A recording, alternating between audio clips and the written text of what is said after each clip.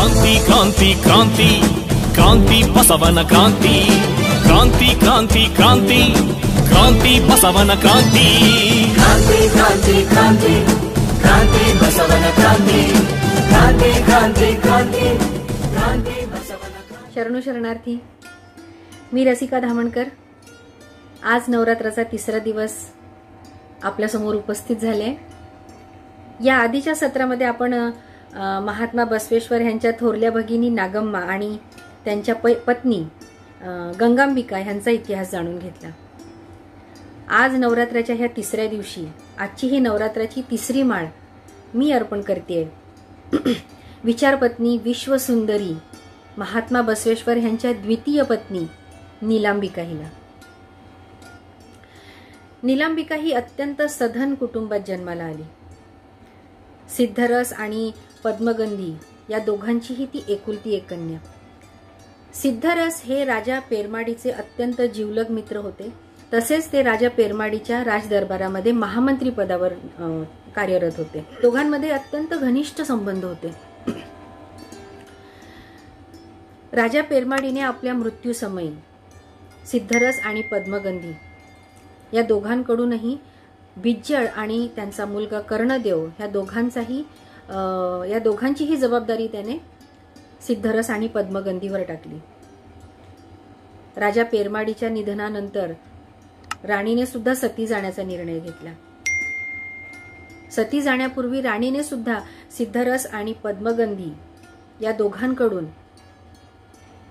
त्यांचे दोन्ही पुत्र कर्णदेव आणि बिज्जळ या दोघांचं पालन पोषण उत्तम प्रकारे करण्याची आणि त्यांना राजगादीवर बसण्यायोग्य बनवण्याची जबाबदारी या दोघांवर टाकली।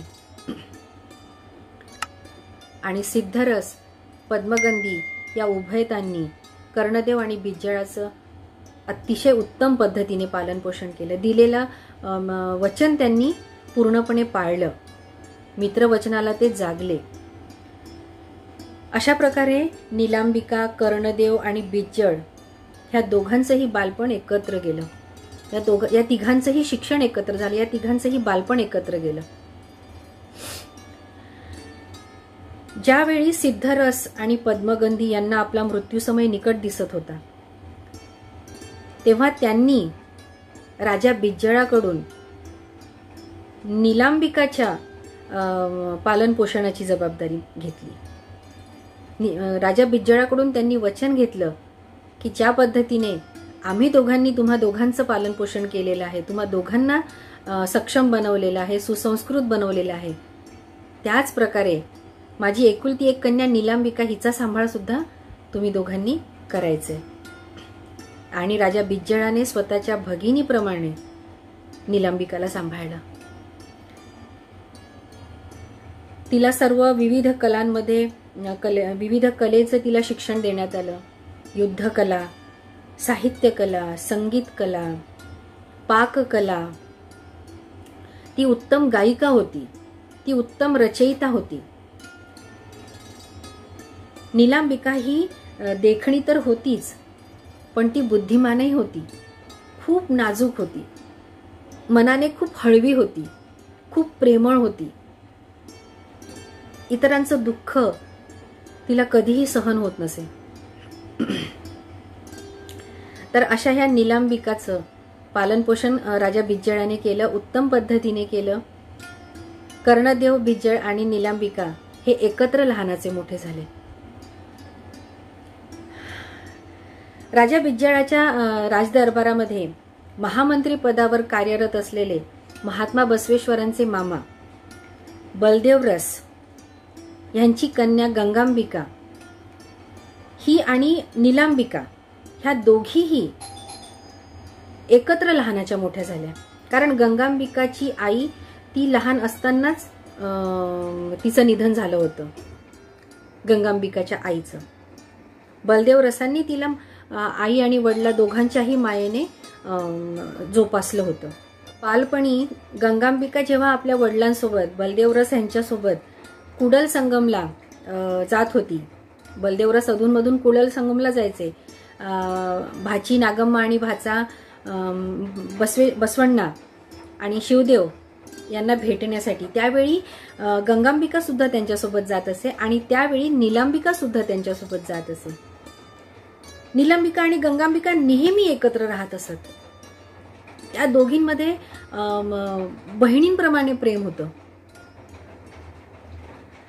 जेव्हा जेव्हा त्या कुडल संगमला जात तेव्हा तेव्हा नीलांबिका महात्मा बसवेश्वरांना बघायची.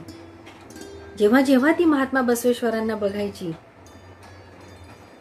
तेव्हा तेव्हा ती त्यांच्या विचारांनी, त्यांच्या व्यक्तिमत्वाने, त्यांच्या वाक चातुर्याने, त्यांच्या प्रेमळ स्वभावाने ती खूप प्रभावित होत असे. हळूहळू तिच्या मनामध्ये महात्मा बसवेश्वर यांच्याबद्दल प्रेम निर्माण झालं. तेव्हापासूनच ती महात्मा बसवेश्वर यांना आपलं सर्वस्व मानायला लागली होती. तिच्या त्या आंतरिक प्रेमाची कोणाला फारशी कल्पना नव्हती, पण तरीही नागम्मा यांच्या नजरेतून तिचं ते प्रेम लपलं नव्हतं. ज्यावेळी गंगांबिका आणि महात्मा बसवेश्वर यांच्या लग्नाचा प्रस्ताव तिथे ठेवण्यात आला होता त्यावेळी नीलांबिका थोडी हळवी झाली होती. कारण गंगांबिकावरही तिचं तितकंच प्रेम होतं. गंगांबिका आणि बसवण्णा ह्या दोघांवरही तिचं खूप प्रेम होतं. त्या दोघांशिवाय ती जगण्याची कल्पनाही करू शकत नव्हती. पण शेवटी गंगांबिका आणि महात्मा बसवेश्वर यांचा विवाह सगळ्यांच्या सहमतीने मोठ्या थाटामाटात कल्याण येथे पार पडला. त्यानंतर मात्र नीलांबिका थोडी आपल्या विचारातच राहायला लागली. फारशी ती कोणात मिसळत नव्हती, फारशी ती कोणाशी बोलत नव्हती. तिचा आहार कमी झाला होता. ती सारखी महात्मा बसवेश्वरांच्या वचनांचंच गुणगान करत राहत असायची. कोणालाही भेटत नसायची, कोणालाही काही सांगायची नाही. त्यामुळे नेमकं तिच्या मनात काय चाललंय, नेमकं तिच्यासोबत काय घडतंय हे कोणालाच कळत नव्हतं. ती थोडी अंतर्मुखी स्वभावाची होती. त्यामुळे ती फारशी कोणासमोर व्यक्त होत नव्हती. पण नागम्मा आणि राजा बिज्जळाची पत्नी, नागम्माला तर ह्यापूर्वीच तिच्या मनातल्या भावना कळल्या होत्या, पण राजा बिज्जळाची पत्नी मल्लिका मोहिनी हिला कुठेतरी कल्पना आली होती की महात्मा बसवेश्वरांबद्दल हिच्या मनामध्ये प्रेमांकुर फुटलेला आहे. कारण जेव्हा ती जरी उदास राहत होती, ती जरी फार तिचं खाण्यावर लक्ष नसायचं, ती आपल्याच विचारांमध्ये मग्न राहायची, असं असताना सुद्धा जेव्हा तिच्यासमोर महात्मा बसवेश्वरांचा विषय निघायचा तेव्हा तेव्हा ती अगदी उत्स्फूर्तपणे, आनंदाने त्यांच्याबद्दल बोलायची. यावरूनच बिज्जळांची पत्नी मल्लिका मोहिनी हिला ह्या गोष्टीची थोडी कल्पना आली होती. यावर तिने नागम्मासोबत चर्चा सुद्धा केली. पण जेव्हा गंगांबिकेला नीलांबिकेची ही अवस्था माहीत पडली तेव्हा ती खूप हळवी झाली. तिने नागम्माशी ह्या विषयावर चर्चा केली. नागम्माने तिला विचारलं की नीलांबिका आणि बसवेश्वर महाराज यांचं जर लग्न झालं तर तुझी काही हरकत आहे का? तर ती म्हणाली की शक्यच नाही माझी हरकत असणं. नीलांबिका ही माझी बहीण आहे, माझं प्रेम आहे तिच्यावर खूप. तिच्या जीवापेक्षा मला कुठलीच गोष्ट महत्वाची नाहीये. आणि आज ती मृत्यूशय्येवर पडलेली आहे. ती काही खातपीत नाहीये, ती कुणाशी बोलत नाहीये, ती व्यक्त होत नाहीये. तिची प्रकृती दिवसेंदिवस ढासळत चाललेली आहे. नागम्माला खरोखर गंगांबिकेचा अभिमान वाटला. त्यावेळी तिच्याशी बोलल्यानंतर त्यांनी महात्मा बसवेश्वरांसोबत या विषयावर चर्चा केली. महात्मा बसवेश्वर जिथे एका पहिल्या लग्नालाच तयार नव्हते तर दुसऱ्या लग्नाला ते कुठून तयार होतील? गंगांबिका आणि नागम्मा ह्या दोघांनीही महात्मा बसवेश्वरांची खूप समजूत काढली. तरीही ते ऐकत नव्हते. तरीही त्यांना हा दुसरा विवाह मान्य नव्हता. पण जेव्हा राजा बिज्जळ, राणी मल्लिका मोहिनी, बलदेवरस ह्या तिघांनीही महात्मा बसवेश्वरांची समजूत काढली, तेव्हा कुठे ते नीलांबिकासोबत विवाह करण्यास तयार झाले. कारण बिज्जळाचं सुद्धा नीलांबिकेवर खूप प्रेम होतं. बहिणीप्रमाणे त्याने नीलांबिकेला सांभाळलं होतं. तिचं हे दुःख त्याला सहनच होत नव्हतं. त्यामुळे त्यांनी महात्मा बसवेश्वरांच्या पाया पडून नीलांबिकेच्या आयुष्याची भीक मागितली. अशा प्रकारे महात्मा बसवेश्वर आणि नीलांबिका ह्या दोघांचंही मोठ्या थाटामाटात कल्याणमध्ये, राजेशाही थाटामध्ये विवाह सोहळा पार पडला. आणि अशा प्रकारे ही विचारपत्नी, विश्वसुंदरी, सर्व गुणसंपन्न नीलांबिका ही महात्मा बसवेश्वरांची द्वितीय पत्नी झाली. गंगांबिका आणि नीलांबिका ह्या दोघीही अनुभव मंटपाचं काम फार आनंदाने बघू लागल्या. दोघी जबाबदारीने बघत होत्या. आणि नागांबिका, गंगांबिका, नीलांबिका आणि समस्त शरण परिवार हा एक विश्व परिवार तयार झाला. नीलांबिका पाककलेमध्ये प्रवीण असल्यामुळे अनुभव मंटपामध्ये ती अन्नदासोहाची जबाबदारी उत्तमरित्या पार पाडत होती.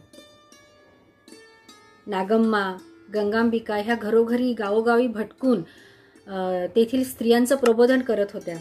त्यांना अनुभव मंटपामध्ये येण्यास प्रेरित करत होत्या. आणि नीलांबिका ही त्यांना परिपूर्ण शिक्षण देण्याचा प्रयत्न करत होती. त्यांना विविध कलागुणांमध्ये पारंगत करण्याचा प्रयत्न करत होती, जेणेकरून त्या स्वतःच्या पायावर उभ्या राहायला हव्या, स्वावलंबी व्हायला हव्या. पुरुषप्रधान ह्या समाजामध्ये अभिमानाने, ताठमानेने त्यांनी जगायला हवं. शरणांच्या ह्या मांदी अळीवर तिचं अतोनात प्रेम होतं. प्रत्येकाला, गरीब असू दे, श्रीमंत असू दे, खालच्या जातीचा असू दे, उच्चवर्णीय असू दे, कुठल्याही वर्गातील व्यक्तीला ती प्रेमाने अन्नदासोह करायची. समस्त शरण शरणींची ती माता झाली होती. कित्येक शरण शरणींच्या वचनांमध्ये हा उल्लेख सुद्धा दिसून आलेला आहे की त्यांनी नीलांबिका हिला आपल्या आईचा दर्जा दिलेला आहे. अक्का महादेवी, महाशरणी अक्का महादेवीने तर स्वतःला नीलांबिकेची मुलगी म्हणून घेतलेला आहे काही वचनांमध्ये. इतकंच नव्हे तर महात्मा बसवेश्वर यांनी सुद्धा आपल्या वचनांमध्ये नीलांबिकेचा उल्लेख विश्वसुंदरी असा केलेला आहे. आणि खरोखरच ती या उपाधीला अगदी साजेसं तिचं सौंदर्य होतं. ही सुंदरता फक्त तिच्या रूपाची नव्हती, तर ही सुंदरता तिच्या विचारांची होती.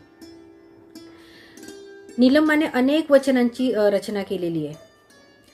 ती असं म्हणतात की लाखो वचन तिने रचिले आहे त्या काळात, पण आत्ताच्या काळामध्ये तिचे 288 वचन उपलब्ध आहेत. अनुभव मंटपामध्ये अन्नदासोह, ज्ञानदासोह करता करता सगळ्या शरणी वचन रचनांची कार्य करत असत. त्याप्रमाणे नीलांबिका सुद्धा वचनांची रचना करत असे. पण तिच्या वचनांमध्ये फक्त आणि फक्त बसवण्णा होते. तिचं सर्वस्व बसवण्णा होते. तिचं सर्व आयुष्य बसवण्णा होते. तिचं शरीर, तिचा आत्मा, तिचं सगळं काही बसवण्णा होते आणि फक्त बसवण्णा होते. तिच्या काही वचनांमध्ये तर तिने बसवण्णांवर पोटच्या मुलाप्रमाणे तिचं प्रेम असल्याचा उल्लेख केलेला आहे. ह्यावरूनच असं दिसून येतं की विचारपत्नीच्या मनात असलेली ही भावना दाम्पत्य जीवनाची एक परमोच्च अवस्था आहे. आणि कदाचित म्हणूनच तिला महात्मा बसवेश्वर ह्यांच्या विचारपत्नीचा दर्जा प्राप्त झालेला आहे. गंगांबिका ही महात्मा बसवेश्वरांची आचारपत्नी होती, तर नीलांबिका ही महात्मा बसवेश्वरांची विचारपत्नी होती. कल्याण क्रांतीच्या वेळी जेव्हा बसवण्णांना राजा बिज्जळाकडून कल्याण सोडून जाण्याचा आदेश देण्यात आला, राजा बिज्जळाचं आधी महात्मा बसवेश्वरांवर अतोनात प्रेम होतं, प्रचंड विश्वास होता. ते राजा बिज्जळाचे महात्मा बसवण्णा हे अर्थमंत्री होते. पण या कल्याण क्रांतीच्या वेळी जेव्हा मधुबरस आणि हरळय्या ह्या दोघांना जेव्हा येळहुट्टीची शिक्षा देण्यात आली, त्यावेळी निलांबिकाने आपल्या भावाला म्हणजे बिज्जळाला प्रखर विरोध केला. तिने राजदरबारात जाऊन त्याला सांगितलं की बसवण्णांना कल्याण सोडून जाण्याचा जो आदेश दिला गेलेला आहे तो परत घ्या. ते माझे पती आहेत, तुमच्या लाडक्या बहिणीचे ते पती आहेत, तुमचे सुद्धा ते एकेकाळी जीवलग मित्र होते. त्यांच्याशिवाय कल्याण अपूर्ण आहे, त्यांच्याशिवाय आपण सगळे अपूर्ण आहोत. तुम्ही त्यांना कल्याण सोडून जाऊ देऊ नका. पण शेवटी कल्याण क्रांती व्हायची होती. महात्मा बसवण्णा कल्याण सोडून परत कुडल संगमला गेले. सगळी जबाबदारी त्यांनी नागम्मा, गंगांबिका आणि निलांबिकावर टाकली. कारण एवढा मोठा अनुभव मंडप होता, लाखो शरण शरणी तिथे रोज देशातून विदेशातून येत होते, लाखोच्या संख्येने तिथे वचन साहित्य निर्माण होत होतं. ह्या सगळ्यांची जबाबदारी नागम्मा, गंगांबिका आणि निलांबिकावर टाकून महात्मा बसवण्णा हे कुडल संगमला परत गेले. जेव्हा महात्मा बसवेश्वर कुडल संगमला निघून जातात त्यावेळी निलांबिका खचून गेलेली असते. महात्मा बसवेश्वरांशिवाय तिने आयुष्याच्या कुठल्याच टप्प्याची कधी कल्पनाच केली नव्हती. तिचा श्वास, तिचा आत्मा, तिचं सर्व काही महात्मा बसवण्णा होते. पती आज्ञा हीच पती आज्ञाच तिच्यासाठी सर्वस्व होती. पती आज्ञाच तिच्यासाठी सर्वात महत्वाची होती. म्हणूनच पती वियोग सहन करून सुद्धा पती आज्ञा पाळण्यासाठी ती कल्याणमध्ये राहिली. त्यावेळी नागम्मा आणि गंगांबिकाने ते वचन साहित्य सुरक्षित ठिकाणी नेण्यासाठी योजना तयार केली. पण वचन साहित्य घेऊन गेल्यानंतरही काही शरण तिथे राहणार होते, काही शरण शरणी तिथे वास्तव्यास होते, ज्यांचा सांभाळ करणं गरजेचं होतं. त्यांना कोणाच्या भरोशावर सोडून जाणार होते? त्यांची जबाबदारी निलांबिकावर येऊन पडली. निलांबिका खूप हळवी झाली, कारण ती मनाने खूप हळवी होती, खूप कोमल हृदयाची होती, खूप प्रेमळ होती. तिला हे मोठमोठाले आघात सहन होत नव्हते. कल्याण क्रांतीनंतर महात्मा बसवण्णा कल्याण सोडून गेल्यानंतर तिथे शरण शरणींची जी कत्तल होत होती, जाळपोळ होत होती, तोडफोड होत होती, त्या सगळ्या गोष्टींनी ती खूप खूप दुःखी होत होती. पण त्याही परिस्थितीत तिने अनुभव मंडपाची जबाबदारी सांभाळली. अन्नदासोह बंद केला नाही. तिला जसं शक्य होईल, तिला जसं जमेल तशा पद्धतीने ती सगळ्यांना सांभाळत होती. अशा प्रकारे नागम्मा, चेन्नबसवण्णा आणि गंगांबिका हे तिथून आणि काही शरण शरणी वचन साहित्याचे गठ्ठे पाठीवर बांधून घोड्यावर स्वार होऊन शस्त्र घेऊन निघाले उळवीच्या दिशेने. त्यावेळी अनेक शरण शरणी आणि अनुभव मंडपाची जबाबदारी निलांबिकेवर येऊन पडली. तिकडे कुडल संगममध्ये महात्मा बसवेश्वर थोडे शांत झाले, त्यांची मनस्थिती थोडी स्थिरावली.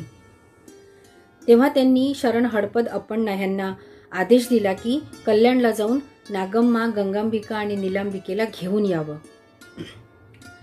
बसवण्णांच्या आदेशानुसार हडपद अप्पण्णा कल्याणला निघाले. कल्याणला पोहोचल्यानंतर त्यांना कळलं की नागम्मा आणि गंगांबिका चेन्नबसवण्णांसोबत आणि काही शरण शरणींसोबत वचन साहित्याच्या रक्षणार्थ उळवीच्या दिशेने गेलेले आहेत. त्यांनी निलांबिकाला महात्मा बसवेश्वरांचा आदेश सांगितला आणि निलांबिका त्यांच्यासोबत त्याच क्षणी कुडल संगमला जाण्यासाठी निघाली. कल्याणपासून ते पायी जात असताना, त्या काळोखी रात्र, अंधारी रात्र, पावसाळी रात्र, अशा वेळी त्या तंगडगी इथपर्यंतचा प्रवास त्यांनी पूर्ण केला. कुडल संगमचा तो मलप्रभा नदीचा तो दुसरा किनारा. त्या किनाऱ्यापर्यंत पोहोचल्यानंतर अचानक त्यांना महात्मा बसवेश्वरांच्या लिंगैक्य होण्याची बातमी कानावर आली त्यांच्या. त्यावेळी मात्र निलांबिकेच्या आध्यात्मिक शक्तीपेक्षा तिची सतीत्वाची भावना अधिक उफाळून आली. त्यावेळी तिची चित्तवृत्ती स्थिरावली.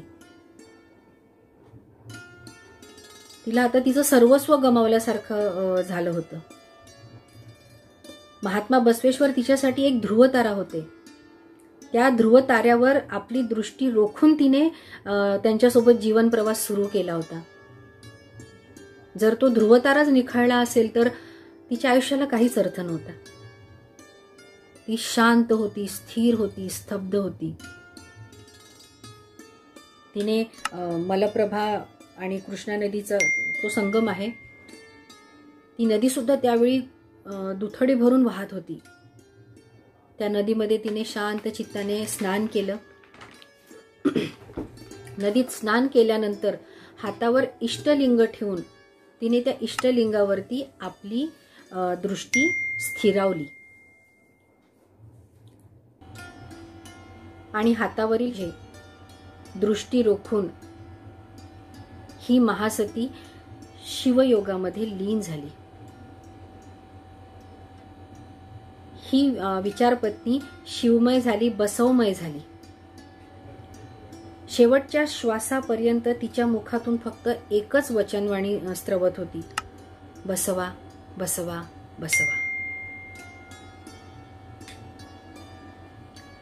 अशी इच्छा मरणाची सिद्धी प्राप्त असलेली विचारपत्नी, महाशरणी, विश्वसुंदरी, महात्मा बसवेश्वरांची द्वितीय पत्नी निलांबिका ही महालिंगामध्ये समाविष्ट झाली, महालिंगामध्ये सामावली, बसवमय झाली. आजही तंगडगी येथे कुडल संगमच्या दुसऱ्या किनाऱ्यावर निलांबिकेची समाधी आहे. शेवटच्या श्वासापर्यंत बसवा बसवा बसवा हे शब्द लोपले, बसवा बसवा बसवा हे रूप निरूप झाले, बसवाची काया नाहीशी झाली, मी बसवा बसवा म्हणत शून्य झाले. अशा ह्या वचनाने, बसवमय वचनाने तिने तिचं सगळं आयुष्य व्यापून गेलेलं होतं. अशा या महाशरणीला माझा शतशः नमन. शरणू शरणार्थी.